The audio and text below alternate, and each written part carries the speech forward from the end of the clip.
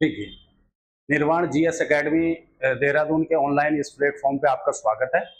और आज जो है हम सभी प्रतियोगिता परीक्षाओं में जितने भी अगर आप वर्णमाला से संबंधित 25 क्वेश्चन लेकर के आए हैं, ये महत्वपूर्ण होने जा रहे हैं आपके लिए। ये 25 क्वेश्चन महत्वपूर्ण होने जा रहे हैं। और यहाँ अगर आप देखें तो सभी जो परीक्षा प्रतियोगिताएं हैं अगर आप देखें तो उनमें ये महत्वपूर्ण होने जा रहे हैं। तो पहला अगर आप देखें, पहला क्वेश्चन आता है, देखो बहुत इंपॉर्टेंट है। इसमें कहा कि उच्छिष्ट ध्वनियों का प्रयोग हुआ है। तो उच्छिष्ट ध्वनियों का अगर आप प्रयोग देखें तो यहां पर अगर आप देखें तो इसका आंसर हो जाता है आपका सी, यानी पढ़ाई में। अगर आप देखें उच्छिष्ट वर्ण हम किसे कहते हैं, तो उच्छिष्ट वर्ण वो होता है कि जब जिह्वा का ऊपर उठ करके तुरंत जो नीचे गिर जाना है उसको हम क्या कहते हैं, उच्छिष्ट वर्ण कहते हैं। ठीक है। और इसमें अगर आप देखें तो ड और ढ होता है, यानी अगर आप देखें तो जिह्वा का अगर ऊपर से क्या होता है, नीचे तुरंत गिर जाना, क्या हो जाना, तुरंत गिर जाना, ये होता है सामान्य रूप से। अगर आप देखें तो यहां पर अगर आप देखें तो यहां पर जो पढ़ाई है उसमें ढ का प्रयोग हुआ है। और हमारे जो उच्छिष्ट वर्ण है ड और ढ कहते हैं। इसी प्रकार अगर आप देखें तो इन्हें द्विगुणित भी कहते हैं, और द्विगुणित के साथ साथ अगर आप देखें तो इन्हें ताड़न जात भी कहते हैं। क्या कहते हैं, यानी इन्हें अगर आप देखें तो इन्हें द्विगुणित और साथ ही साथ अगर आप देखें तो ताड़न जात भी कहते हैं। ठीक है। इस प्रकार से अगर आप देखें तो उच्छिष्ट ध्वनियों का प्रयोग हुआ है आपका पढ़ाई में, यानी सी आंसर हो जाएगा। फिर हम नेक्स्ट बढ़ते हैं आगे। उसके बाद अगर आप देखें तो हिंदी भाषा में वे कौन सी ध्वनियां हैं जो स्वतंत्र रूप से बोली जाती हैं या लिखी जाती है। ठीक है। इस रूप में अगर आप देखें तो स्वतंत्र रूप से और कहीं ना कहीं अगर आप देखें बोली भी जाती है और लिखी भी जाती है। इसका आंसर अगर आप देखें तो यहां पर हो जाता है स्वर। यानी स्वर क्या होता है कि अगर आप देखें ये स्वतंत्र ध्वनि है और किसी भी इसको क्या है, सहायता की आवश्यकता नहीं होती है। ठीक है। तो हमारा आंसर हो जाएगा क्या, स्वर। उसके बाद नेक्स्ट बढ़ते हैं। तीसरा क्वेश्चन है हिंदी वर्णमाला में स्वरों की संख्या। अगर आप देखें तो स्वरों की संख्या हमारे पास कितनी हो जाती है, अगर आप देखें स्वरों की संख्या कितनी होगी, अगर आप देखें तो यहां पर देखो इसमें आंसर क्या हो जाएगा आपका 13। यानी हमारे पास अगर आप देखें तो स्वरों की जो संख्या है वो हमारे पास कितनी हो जाती है, 13। यानी अगर आप देखें जैसे आ से लेकर के क्या है, री आएगा, उसके बाद अगर आप देखें तो अंग और अह आ जाता है। इस प्रकार से अगर आप देखें तो कहीं ना कहीं हमारे पास क्या हो जाता है, इसका आंसर 13 हो जाता है। ठीक है। और इसी पर अगर आप देखें तो इसी में कहीं ना कहीं क्या है, प्रयोग के आधार पर भी आता है। कहीं कहीं अगर आप देखें तो कुल के आधार पर भी इसको कह सकते हैं कि कुल कितने हैं। ठीक है, इसमें आ जाता है। उसके बाद अगर आप देखें तो हम चौथे क्वेश्चन की ओर चलते हैं। इनमें से नवीन विकसित ध्वनियां कौन सी है। वेरी वेरी इंपॉर्टेंट क्वेश्चन है। इसको थोड़ा सा अगर आप देखें, इसको कहीं ना कहीं क्या है, मॉडिफाई किया है। यहां लिखा है नवीन विकसित ध्वनियां कौन कौन सी। ठीक है। तो अगर आप देखें तो ये उ और उ, ख ग श श और ए, ये आपके पास 4 ऑप्शन है। इसमें अगर आप देखें तो इसका आंसर हो जाता बी हो जाता है हमारा। क्योंकि अगर आप देखें तो हमारे पास नवीन विकसित ध्वनियां कहीं ना कहीं अगर आप देखें तो ये हमारे पास क्या होते हैं, आगत व्यंजन होते हैं। इन आगत व्यंजनों को ही अगर आप देखें तो नवीन विकसित ध्वनि कहा गया है। जैसे अगर आप देखें शिव प्रसाद सितारे हिंदी जो होते हैं वो कहीं ना कहीं एक एक्सपेरिमेंट करते हैं, और एक्सपेरिमेंट में अगर आप देखें तो वो 3 यानी क ख ग ज और ये फ, ये कहीं ना कहीं होते हैं। अगर आप देखें तो इनके नीचे हमेशा क्या नुक्ता होता है। इसी के साथ अगर आप देखें तो क ख ग ज और फ, ये एक्सपेरिमेंट करते हैं कि हिंदी में कहीं ना कहीं क्या है, इनका प्रयोग लेकर के आते हैं। कौन लेकर के आते हैं, शिव प्रसाद सितारे ही। ठीक है, आधुनिक हिंदी कवि हैं, वो कहीं ना कहीं एक्सपेरिमेंट करते हैं, इसलिए इसको कहा गया। अगर आप देखें तो हम इसको अरबी और फारसी शब्द भी कह सकते हैं, क्योंकि इनके नीचे क्या होता है, नुक्ता लगा होता है, जिसको हम नुक्ता कहते हैं। ये अरबी फारसी शब्द होते हैं। और इसी को हमने क्या है, एक थोड़ा इसको कहीं ना कहीं अगर आप देखें मॉडिफाई किया, नवीन विकसित ध्वनिया नाम इसको दिया गया है। इसको सामान्य रूप से अगर आप देखें तो आगत व्यंजन भी होते हैं। ठीक है, वो और ये स्वर हो जाते हैं हमारे। ये कहीं ना कहीं अगर आप देखें तो कहीं ना कहीं क्या हो जाते हैं आपके, ये उष व्यंजन हो जाते हैं। ये भी अगर आप देखें तो ये स्वर हो जाता है या संयुक्त स्वर हो जाता है। ठीक है, इसी रूप में अगर आप देखें, फिर हम नेक्स्ट बढ़ते हैं। इसमें देखो वेरी वेरी इंपॉर्टेंट क्वेश्चन है, बहुत आता है, इनमें कौन सा फर्स्ट स्वर है। ये भी जब ये लिखा है फर्स्ट स्वर, तो फर्स्ट स्वर सामान्य रूप से अगर आप देखें किसे कहते हैं, जब हम जिह्वा के तीन भागों का जिक्र करते हैं तो जिह्वा के तीन भाग होते हैं, अग्र, मध्य और पश्च। पश्च का मतलब यहां अगर आप देखें तो ये जिह्वा के तीन प्रकार में आता है, जिह्वा के ये तीन प्रकार है, और तीन प्रकार में अगर आप देखें तो अग्र, दूसरा कहीं ना कहीं मध्य, और तीसरा कहीं ना कहीं अगर आप देखें तो पश्च होता है। ये तीन भाग, ठीक है। अग्र में कहते हैं कि जीव का अग्र का भाग मूवमेंट करता है, मध्य में देखें तो मध्य का भाग करता है, और पश्च में अगर आप देखें तो पश्च में कहीं ना कहीं क्या है, पीछे का जो भाग करता है, ठीक है। इस रूप में अगर आप देखें तो जो पश्च भाग है वो हमारा क्या हो जाता है, ई हो जाता है। यानी अगर आपका देखें तो सी आंसर इसका हो जाता है, आ हो जाता है, ठीक है। इसी प्रकार अगर आप देखें तो आंसर हमारा क्या हो गया, जो पश्च है वो हमारा क्या हो गया, आ हो गया। अब अग्र की बात करें तो ये कहीं ना कहीं हमारा क्या है, अग्र स्वर होता है, अग्र भाग इसमें मूवमेंट करता है, ठीक है। और इसी प्रकार अगर हम मध्य की बात करें तो मध्य में कहीं ना कहीं क्या है, अ का रहता है, जो अस्वर है वो मध्य में चला जाता है, आ जो होता है हमारा पश्च में होता है, और ई कहीं ना कहीं हमारा क्या है, अग्र भाग में हो जाता है, ठीक है। और जय अगर आप देखें ड, ये द्विगुणित हो जाता है, जय हमारा व्यंजन हो जाता है, ठीक है। उसके बाद फिर हम बढ़ते हैं नेक्स्ट क्वेश्चन की ओर। देखिए अनुनासिक का संबंध किससे होता है, बहुत इंपॉर्टेंट क्वेश्चन है, आता रहता है हमेशा। अनुनासिक का संबंध अगर आप देखें तो अनुनासिक का हम प्रयोग क्या करते हैं, यानी नाक और मुख दोनों का प्रयोग इसमें किया जाता है। किस किस का, यानी नाक और मुख का, इसमें इसका प्रयोग होता है। और जितने भी अगर आप देखें तो जो हमारे पंचमाक्षर है, ये पंचमाक्षर आ जाते हैं, है ना, ड हुआ, उसके बाद अगर आप देखें तो ये हुआ, उसके बाद अगर आप देखें तो अण है, न है, और उसके बाद आपका म है। तो हमारे जो पंचमाक्षर हैं ये कहीं ना कहीं नासिक या अनुनासिक हो जाते हैं, जहां नाक और मुख दोनों का प्रयोग किया जाता है, ठीक है। इसी प्रकार अगर आप देखें तो केवल नाक और केवल मुख, तो दोनों का हम यहाँ प्रयोग करते हैं। आपका बेस्ट आंसर हो जाएगा बी। उसके बाद देखें, काफी इंपॉर्टेंट क्वेश्चन रहता है, सामान्य रहता है, स्ट्रेट फॉरवर्ड क्वेश्चन है। वर्णमाला किसे कहते हैं, तो यहाँ चार ऑप्शन आपके सामने है, वर्णों के व्यवस्थित समूह को, वर्णों के संकलन को, शब्द समूह को, शब्द गणना को। तो अगर आप देखें तो वर्णमाला हमने जब क्लास की थी इसकी, तो उसमें कहीं ना कहीं हमने बताया था कि वर्णमाला किसे कहते हैं, वर्णों के व्यवस्थित समूह को। तो आपका बेस्ट आंसर हो जाएगा ए, वर्णों के व्यवस्थित समूह, इसको हम क्या है, वर्णमाला कहते हैं। जब हम व्यवस्थित एक किस्म से क्या है उनको रखते हैं तो वो कहीं ना कहीं हमारा क्या है, एक किस्म से क्या हो जाती है, व्यवस्थित समूह हो जाता है, वर्णमाला इसको कहते हैं। नेक्स्ट क्वेश्चन की ओर बढ़ते हैं। यहां क्वेश्चन आता है हिंदी वर्णमाला में स्वरों की कुल संख्या, इसको आप फोकस करेंगे, कुल संख्या, यानी यहां कुल की बात की गई है, और चार ऑप्शन आपके पास है, यानी ए में 12 है, बी में 14 है, सी में 13 है, और डी में कहीं ना कहीं आपके 15 है।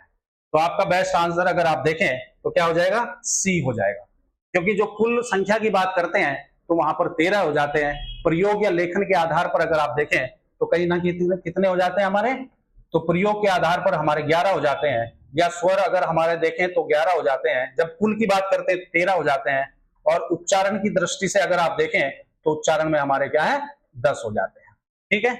इसको आप समझ सकते हैं, तो आपका बेस्ट आंसर हो जाएगा 13। उसके बाद नेक्स्ट बढ़ते हैं। नेक्स्ट आता है आपका तालव्य व्यंजन कौन सा है। तालव्य व्यंजन जब हमने कक्षा में किया था कि तालव्य, कंठ और मूर्धा से कौन कौन से व्यंजन बोले जाते हैं, तो ये वर्गीय व्यंजन है जो हमारा, यानी अगर आप देखें कैसे और कहीं ना कहीं प वर्ग तक जो हमारा व्यंजन एक किस्म से क्या है, वर्गीय व्यंजन है।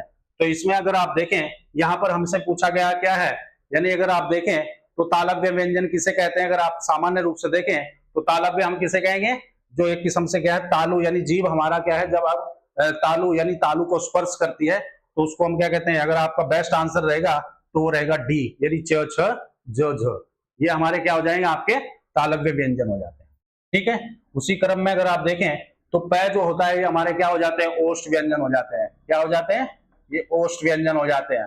त थ अगर आप देखें तो ये कौन से हो जाते हैं, हमारे दंत व्यंजन हो जाते हैं। कौन से, दंत व्यंजन। उसके बाद अगर आप देखें तो इस प्रकार से देखें तो आपका बेस्ट आंसर हो जाएगा डी, च छ ज, तालव्य व्यंजन पूछा है इसमें। उसके बाद फिर नेक्स्ट चलते हैं निम्न में से किस शब्द में द्वित्व व्यंजन का प्रयोग हुआ है? वेरी वेरी इंपॉर्टेंट है, द्वित्व किसे कहते हैं।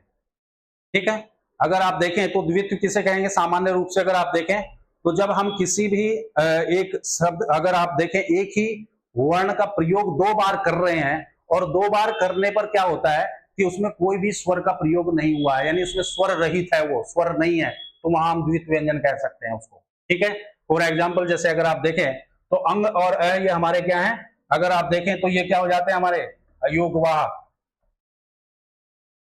ठीक है, पुनः अगर आप देखें तो इसमें कहीं ना कहीं विसर्ग का प्रयोग है, तो आपका बेस्ट आंसर हो जाता है क्या? दिल्ली। ये आपका क्या है? आंसर हो जाता है दिल्ली, क्योंकि इसमें क्या है, अगर आप देखें तो ल जो है वो कहीं ना कहीं क्या है, ल और ल का दो बार प्रयोग हुआ है और दोनों के बीच में अगर आप देखें तो स्वर का कहीं प्रयोग नहीं हुआ है। जब हम स्वर का प्रयोग बीच में नहीं होता है दो बार लगातार वर्णों का प्रयोग करने से, तो हम कह सकते हैं वो द्वित्व व्यंजन होता है। ठीक है, इसी प्रकार अगर आप देखें तो इलाहाबाद में क्या है, अगर आप सामान्य रूप से देखें तो ये कहीं ना कहीं क्या है, इसमें द्वित्व व्यंजन का प्रयोग नहीं हुआ है। तो हमारा जो बेस्ट आंसर होगा क्या होगा? दिल्ली, यानी सी आंसर आपका बेस्ट हो जाएगा। ठीक है, उसी के बाद फिर हम चलते हैं नेक्स्ट। इसी प्रकार अगर आप देखें तो हिंदी वर्णमाला के अंतिम पंचमाक्षर, तो पंचमाक्षर किसे कहेंगे? कि जो हमारा वर्गीय व्यंजन होता है जैसे क से प, तो इनका जो एक किस्म से अगर आप देखें तो उच्चारण स्थान कौन सा क्या होता है, तो कहीं ना कहीं हमारा क्या होता है, अनुनासिक होता है। ये अनुनासिक हमारा क्या है, पंचमाक्षर का उच्चारण स्थान होता है। ठीक है, अगर इसमें आप देखें तो इसमें सामान्य रूप से कौन से रह गए? ड, य, अण, न और ये आपके म। तो इस रूप में अगर आप देखें तो ये हमारे पास क्या है, अनुनासिक हो जाते हैं। ठीक है, सामान्य रूप से अगर आप देखें। कंठे अगर आप देखें तो यहाँ पर क्या, क वर्ग, यानी जो क वर्ग है वो आ जाता है। मूर्धन्य में देखें तो ट वर्ग आ जाता है और तालव्य में देखें तो च वर्ग आ जाता है। तो हमारा बेस्ट आंसर कौन सा हो जाता है? अनुनासिक है। अनुनासिक का मतलब जो पंचमाक्षर होता है, यानी प्रत्येक वर्ग का जो पंचमाक्षर है वो हमारे पास अनुनासिक होता है। ठीक है, उसके बाद फिर नेक्स्ट बढ़ते हैं। बहुत इंपॉर्टेंट क्वेश्चन है, वेरी वेरी इंपॉर्टेंट है और सामान्य भी क्वेश्चन है और थोड़ा सा कहीं ना कहीं अगर आप देखें तो डेप्थ की तरफ से। इनमें से किस वर्ण से कोई शब्द अगर आप देखें, शब्द की शुरुआत या शुरू नहीं होता है, यानी इनमें से किस वर्ण से कोई शब्द शुरू नहीं होता है, ये आपसे है। तो इसमें अगर आप देखें तो बेस्ट आंसर आपका हो जाएगा सी, यानी अण से कोई भी ऐसी शब्द की शुरुआत नहीं मानी जाती। ठीक है, जैसे त्र है, त्रोटक का प्रयोग हो जाता है, अक्ष है तो क्षत्रिय हो जाता है, यह है तो यश हो जाता है। जबकि हम अण का प्रयोग कहीं ना कहीं अगर आप देखें तो अण का प्रयोग कहीं ना कहीं सामान्य रूप से अगर आप देखें तो किसी वर्ण के बाद प्रयोग किया, जैसे कारण लिखते हैं, प्रणाम लिखते हैं, परिणय लिखते हैं, इस तरीके से मान सकते हैं। जब हमारे पास चार ऑप्शन है तो उन चार में कहीं ना कहीं जो ज्यादा अगर आप आंसर के करीब देखें क्वेश्चन के, तो कहीं ना कहीं हमारा पास सी हो जाता है, अण। ठीक है, उसके बाद फिर हम आगे बढ़ते हैं। वेरी वेरी इंपॉर्टेंट क्वेश्चन है ये भी, और इसमें पूछा गया है कि ओ जो होता है हमारा, ये ओ का निर्माण कैसे हुआ है, यानी ओ जो है वो हमारे पास कैसे बना है हिंदी वर्णमाला के। ठीक है, इसमें अगर आप देखें तो कहीं ना कहीं क्या है, जब हम आ और ई का प्रयोग कर रहे हैं तो क्या बनता है, और अ उ का प्रयोग अगर देखें तो उसमें क्या बन रहा है, और यहां अगर आप देखें तो क्या बन रहा है। ठीक है, जैसे अगर आप देखें तो हमारा जो बेस्ट आंसर है वो कहीं ना कहीं अ और उ, इसके कॉम्बिनेशन से हमारा ओ बनता है। ठीक है, यानी हमारा जो बेस्ट आंसर होगा वो क्या होगा, अ और उ के रूप में हो जाएगा। ठीक है, यहां सामान्य रूप से अगर आप देखें तो हमारा आंसर हो जाएगा आपका बी हो जाएगा, अ और उ, ओ ऐसे बनेगा। अगर हम यहाँ की बात करें आ और, यहाँ सामान्य औ बन सकता है, यहां अगर आप देखें तो ऐ बन जाता है। ठीक है, यहां अगर आप देखें तो यहां भी क्या है, औ बन जाता है इस रूप में। तो हमारा बेस्ट आंसर रहता है, यहाँ ओ पूछा है तो हमारे पास आ जाएगा अ और उ, ये हमारा क्या है, बेस्ट आंसर। उसके बाद फिर हम चलते हैं नेक्स्ट। नेक्स्ट देखें, क, जो, फ, ज, फ ध्वनियां अगर आप देखें तो ध्वनियां किसकी क्या है, अगर आप देखें ये ध्वनियां किसकी हैं, दक्षिण भाषाओं की हैं, संस्कृत की हैं, अरबी फारसी की है या अंग्रेजी की है। ठीक, तो यहाँ अगर आप देखें इनके नीचे हमेशा क्या पहचान के अगर आप देखें तो नुक्ता लगा होता है। क्या लगा होता है? नुक्ता। और जिनके भी नीचे नुक्ता है, अभी हमने चर्चा भी की है पिछले क्वेश्चन में, तो कहीं ना कहीं अगर आप देखें तो नुक्ता का प्रयोग हुआ है, तो सीधा हम कह सकते हैं ये आगत व्यंजन है। और आगत व्यंजन कहां से हैं? ये हमारे पास क्या है? अरबी फारसी है। तो इन्हें हम क्या कह सकते हैं? आगत व्यंजन भी कह सकते हैं। आगत व्यंजन है ये हमारे, ठीक है। और कहीं ना कहीं अगर आप देखें तो अरबी फारसी से हमने लिए हैं। वेरी वेरी इंपॉर्टेंट है, बहुत पूछा जाता है। और हमारा जो बेस्ट आंसर है आपका सी हो जाता है। तो क ख के नीचे हमेशा क्या है? नुक्ता का प्रयोग होता है, आगत व्यंजन होते हैं। संस्कृत का इसमें प्रयोग नहीं, दक्षिणी भाषाओं से कोई मतलब नहीं, अंग्रेजी का इसमें कोई वो नहीं है, ठीक है। इसी रूप में अगर आप देखें तो फिर हम चलते हैं स्थान के आधार पर बताइए, स्थान के आधार पर बताइए कि मूर्धन्य व्यंजन कौन से हैं। वेरी वेरी इंपॉर्टेंट है मूर्धन्य। मूर्धन्य व्यंजन कौन कौन से हैं अगर आप देखें तो मूर्धन्य व्यंजन अगर आप देखें तो मूर्धन्य हमारे कौन से होंगे? जो मूर्धा जब एक किस्म से अगर आप देखें तो जहां मूर्धा का प्रयोग हुआ है, तो हम जब इनको पढ़ रहे थे तो आपसे मैंने एक ट्रिक बताई थी कि जब हम क से चलेंगे तो क से कंठ को याद रखना है, और यहां से हम बाहर की ओर चलेंगे तो हम क्या है? वर्ग जो हमारा क वर्ग है, क से पै तक, तो हम क वर्ग है, फिर हमारा क्या है? च वर्ग है, फिर हमारा ट वर्ग है, फिर कहीं ना कहीं हमारा त वर्ग है, और फिर हमारा प वर्ग है। तो हम ओष्ठ की ओर बढ़ते हैं। तो अगर आप देखें तो बेस्ट आंसर आपका हो जाता है डी, यानी ड और ध। तो कहीं ना कहीं मूर्धन्य वर्ग जो होता है, मूर्धन्य व्यंजन हम उसे कहते हैं जहां पर क्या होता है? ट वर्ग होता है। ये ट वर्ग है तो इसलिए क्या हो जाएगा आपका? ट ठ ड, ये आपके मूर्धन्य हो जाते हैं, ठीक है। जय और ये हो जाते हैं आपके तालव्य, ये तालव्य हो जाते हैं, ठीक है। और कहीं ना कहीं ये अगर आप देखें तो ये कंठ से बोले जाते हैं, कट से, ये तालव्य से, ठीक है। और यहाँ प और फ की बात करें तो प फ हमारे क्या हो जाते हैं? ओष्ठ, इसका प्रयोग हो जाता है। तो हमारा बेस्ट आंसर क्या रहेगा? डी, ठीक है। इसी के बाद अगर आप देखें नेक्स्ट हम चलते हैं फिर उच्चारण के स्थान पर अगर आप देखें तो जीव की स्थिति के अनुसार स्वरों के कितने भेद होते हैं? वेरी वेरी इंपॉर्टेंट है। जीव के यानी जिह्वा के कितने, एक किस्म से अगर आप देखें तो कितने भेद होते हैं? तो सामान्य रूप से अगर आप देखें इसके कहीं ना कहीं क्या है? 3 भेद होते हैं। और इसका बेस्ट आंसर क्या रहेगा? बी, ठीक। अगर आप इसमें देखें तो पहला जो होता है वो हमारा अग्र भाग होता है जीभ के, दूसरा अगर आप देखें तो इसको हमने मध्य भाग कहा है, और तीसरा अगर आप देखें तो कहीं ना कहीं क्या है? ये पश्च भाग कहा है। ये 3 अगर आप देखें तो इस रूप में हो जाता है जीभ के हमारे पास 3 क्या हो जाते हैं? भेद हो जाते हैं, ठीक है। नेक्स्ट क्वेश्चन की ओर बढ़ते हैं। उसके बाद कहा है कि इनमें से कौन सा एक संयुक्त व्यंजन नहीं है? एक संयुक्त व्यंजन नहीं है, नहीं है, इसको आप कोट रखेंगे। तो जब हमने कहा कि संयुक्त व्यंजन नहीं, कोई इनमें से कौन नहीं है, तो अगर आप देखें तो हमारे पास कौन सा आ जाता है? ऑप्शन, तो डी हमारे पास क्या है? इसका बेस्ट आंसर हो जाता है श। श अगर आप देखें तो ये हमारा मूर्धन्य व्यंजन होता है। क्या हो जाता है? मूर्धन्य, ये व्यंजन हो जाता है हमारा, ठीक है। इसके बाद अगर आप देखें तो ये 3 हमारे पास क्या है? ये कहीं ना कहीं क्या है? हमारे संयुक्त व्यंजन हो जाते हैं। क्या हो जाते हैं? संयुक्त व्यंजन।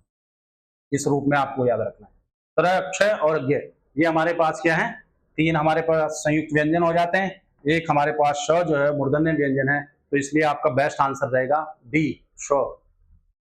उसके बाद हम चलेंगे नेक्स्ट। इसने कहा कि अक्षर जो वर्ण है वो किसके योग से बना है? किसके योग से बना है? बहुत इंपॉर्टेंट है, हमेशा पूछा जाता है। अगर आप देखें तो यहां पर अगर आप बेस्ट आंसर देखें तो आपका बेस्ट आंसर रहेगा क और श। हमेशा याद रखना है। कभी कभी क्या होता है कि इसमें क और श के नीचे हमेशा अलंत, ये गलत होता है। मेथड इसका अगर आप देखें तो क और श, ये हमारा क्या है? सही आंसर होता है। तो इसलिए हमारा बी आंसर क्या है? बिल्कुल सही हो जाता है, ठीक है। इसी प्रकार अगर आप देखें तो नेक्स्ट हम क्वेश्चन की ओर बढ़ते हैं। निम्न में से कौन सा घोष वर्ण है? वेरी वेरी इंपॉर्टेंट है। घोष क्या होता है? घोष क्या होता है? घोष क्या होता है उस पर चर्चा करते हैं। अगर आप तो घोष किसे कहते हैं? कि जहां अगर आप देखें एक होता है अघोष, घोष में क्या होता है? नाद या गूंज अधिक होती है। तो जितने भी हमारे अगर आप देखें तो घोष को हम सघोष कहते हैं। यानी इसके लिए अगर आप ट्रिक को याद रखें तो ट्रिक हमारी क्या है? 3, 4, 5, यानी प्रत्येक वर्ग का तीसरा, चौथा और पांचवा वर्ण हमेशा क्या होता है आपका? घोष होता है, तीसरा, चौथा और पांचवा हमारा क्या है, अगर आप देखें तो कहीं ना कहीं क्या घोष होता है, ठीक है। और अघोष के लिए अगर आप याद रखें तो अघोष के लिए हमेशा क्या है, वो होता है आपका 1 और 2, यानी प्रत्येक वर्ग का पहला और द्वितीय वर्ण। तो यहां हमसे पूछा गया है घोष वर्ण, तो घोष वर्ण में अगर आप देखें तो तीसरा, चौथा, पांचवा आपको याद रखें। तो तीसरा, चौथा अगर आप देखें तो कहीं ना कहीं क्या हो जाता है, म यानी पंचमाक्षर, तो हमारा पांचवा हो जाता है, यानी अगर आप देखें तो घोष हमारा क्या है, म हो जाता है। वेरी वेरी इंपॉर्टेंट है, हमेशा पूछा जाता है, ठीक है। नेक्स्ट बढ़ते हैं।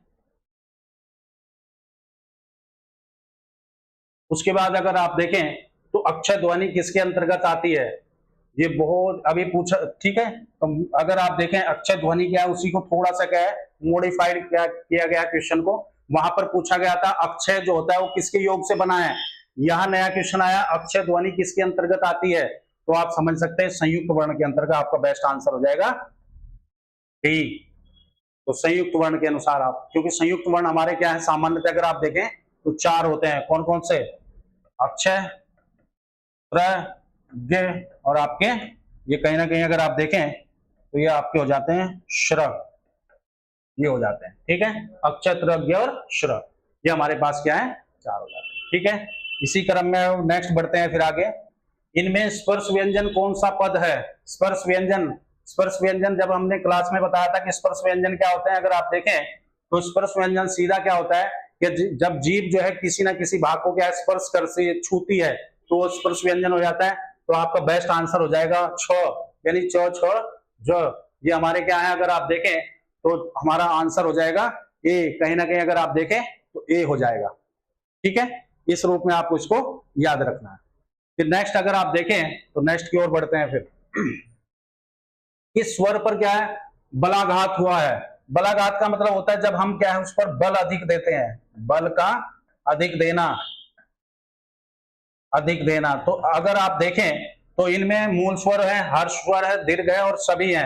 तो अगर आप देखें तो आपका बेस्ट आंसर हो जाता है दीर्घ, क्योंकि दीर्घ में अगर आप देखें बलाघात यानी जब हम क्या है उस पर क्या है अधिक जोर देते हैं या अधिक हम बल का प्रयोग करते हैं, ये दीर्घ स्वर हमारा जो है वो कहीं ना कहीं क्या है बलाघात हो जाता है। मूल स्वर और हर्ष स्वर एक ही होते हैं, अगर आप देखें तो लघु स्वर को ही हमने क्या है मूल स्वर होता है, उन पर अधिक बल नहीं होता। तो बेस्ट आंसर हो जाएगा आपका सी, दीर्घ।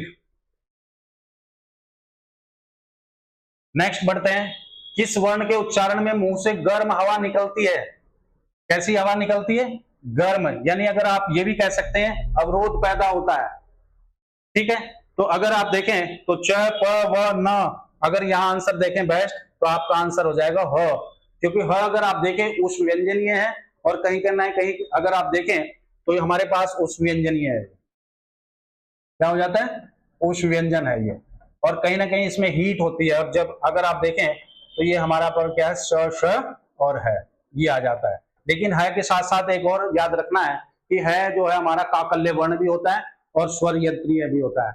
लेकिन हम सामान्य रूप से अगर आप देखें क्वेश्चन की डिमांड के अनुसार तो मुंह से जब गर्म हवा निकलती है तो हम इसको क्या कहते हैं, अगर आप देखें तो हमारा बेस्ट आंसर रहेगा ए। नेक्स्ट बढ़ते हैं। उसके बाद देखें तो वह का उच्चारण स्थान क्या है। सामान्य रूप से अगर आप देखें तो वह का उच्चारण स्थान कौन सा है, तो कौन सा होता है, बेस्ट आंसर रहेगा आपका दंतोष्ठ है। यानी अगर आप देखें तो इसमें क्या होता है दंत और साथ ही साथ अगर आप देखें तो ओष्ठ का प्रयोग होता है, दंत और ओष्ठ दोनों का प्रयोग होता है। तालव्य की बात करें तो यहाँ 6 वर्ग हो जाता है। कंठोष्ठ में क्या होता है ये और उसका प्रयोग हो जाता है। ओष्ठ का मतलब होता है यहाँ अगर आप देखें तो ये ओष्ठ है, ओष्ठ यानी जहां पर अगर आप देखें तो पै वर्ग आ जाता है, ठीक है। तो हमसे पूछा गया है क्या वह, तो आपका बेस्ट आंसर जो रहेगा दंतोष्ठ हो जाएगा, ठीक है। नेक्स्ट अगर आप देखें उसके बाद देखें तो वेरी वेरी इंपॉर्टेंट रहता है, स्वर की संख्या 13 मानी गई है। ये क्लियर बात होगी कि स्वर की संख्या अगर आप देखें तो 13 मानी जाती है, लेकिन इसने पूछा है कि उच्चारण की दृष्टि से कितने स्वर होते हैं। तो जब हम उच्चारण की दृष्टि से कहेंगे तो हमारे पास बेस्ट आंसर रहेगा 10। हमारे पास अगर आप देखें तो 13 हमारे पास स्वर हैं, लेकिन उन 13 में अगर आप देखें तो हमारे पास 11 बचते हैं, कब, जब अंग और अ को हमने क्या किया, अयोग वाह बता दिया। क्या बताया, ये अयोग वाह है। उसी के रूप में अगर आप देखें तो हमारे पास 10 किस कंडीशन में आते हैं कि जो हमारे पास री होता है इसको हम क्या है, एक किस्म से क्या है, ये हमारे पास क्या है, संस्कृत का वर्ण है। तो संस्कृत के वर्ण होने के साथ इसको हम क्या है, कहीं ना कहीं काउंट नहीं करते, तो हमारे पास ये भी काउंट नहीं होते हैं। तो इसलिए हमारे पास जो 3 संख्या घट जाती है तो टोटल हमारे पास कितने बचते हैं, तो 10 बच जाते हैं। तो इसलिए हम कहते हैं उच्चारण की दृष्टि से हमारे पास क्या है, 10 हो जाते हैं। ठीक है, तो हमारा अगर आप देखें तो ये हमारे कहीं ना कहीं अगर आप देखें तो सभी प्रतियोगिताओं में कहीं ना कहीं अगर आप देखें तो महत्वपूर्ण प्रश्न है 25। ऐसे ही आगे अगर आप देखें तो वर्णमाला से संबंधित हम नेक्स्ट 25 क्वेश्चन और लाने वाले हैं, बहुत महत्वपूर्ण होने वाले हैं। ठीक है, थैंक यू।